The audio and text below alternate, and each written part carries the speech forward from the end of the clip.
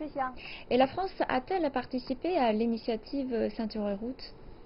Eh bien, là, il faut marquer une nuance. La France n'a pas annoncé officiellement qu'elle allait participer à ce projet.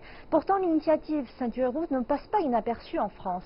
Par exemple, à Lyon, comme ce que Monsieur l'ambassade ou l'avait évoqué tout à l'heure, la capitale d'école est désormais un terminal ferroviaire bénéficiant d'une liaison directe avec Wuhan, dans la province chinoise du Hubei.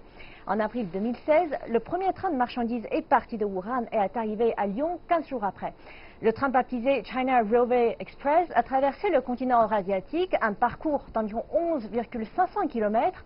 Et en 2017, pendant son déplacement en Chine, l'ancien Premier ministre français Bernard Cazeneuve a lui-même accueilli l'arrivée d'un train de fret parti de Lyon. Si Lyon représente le volet d'infrastructure de l'initiative Ceinture et Route, à Marseille, on s'intéresse plutôt à une route de la soie numérique. En 2020, un câble sous-marin chinois baptisé PEACE, c'est-à-dire Pakistan East African Connecting Europe, sera opérationnel et reliera Qatar au Pakistan à Marseille. L'Orange a obtenu le contrat pour installer la station d'arrivée et bénéficiera de la capacité de ce câble pour ses besoins et ses activités commerciales. Devant ce positionnement de retraite de la France, le rapport du CCI Île-de-France suggère que c'est une opportunité manquée qui pose la question de savoir comment réinventer l'avenir de la relation sino-française. Le rapport a conseillé à la France et à l'Europe de mieux saisir cette occasion pour renouveler leurs infrastructures et obtenir un accès plus facile aux marchés asiatiques et africains. Je remarque que le rapport a parlé de coopétition. Qu'est-ce qu'on entend par là, ce néologisme?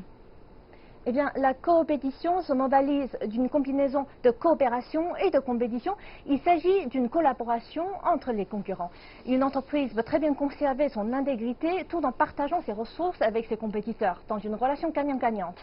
À titre d'exemple, dès l'an 2000, Air France et China Eastern Airlines ont lancé une coopération sous forme de partage de code sur la ligne Paris-Shanghai. Qu'est-ce que c'est un partage de code? C'est un accord de coopération par lequel les compagnies aériennes transportent les passagers dont les billets ont été délivrés par une autre compagnie aérienne. C'est-à-dire que vous pouvez très bien acheter un billet de China Eastern Airlines et vous trouver dans un vol opéré par Air France. À partir du 1er janvier 2019, Air France, KLM et China Eastern Airlines ont étendu leur partenariat sur deux lignes aériennes Paris-Wuhan et Paris-Kunming.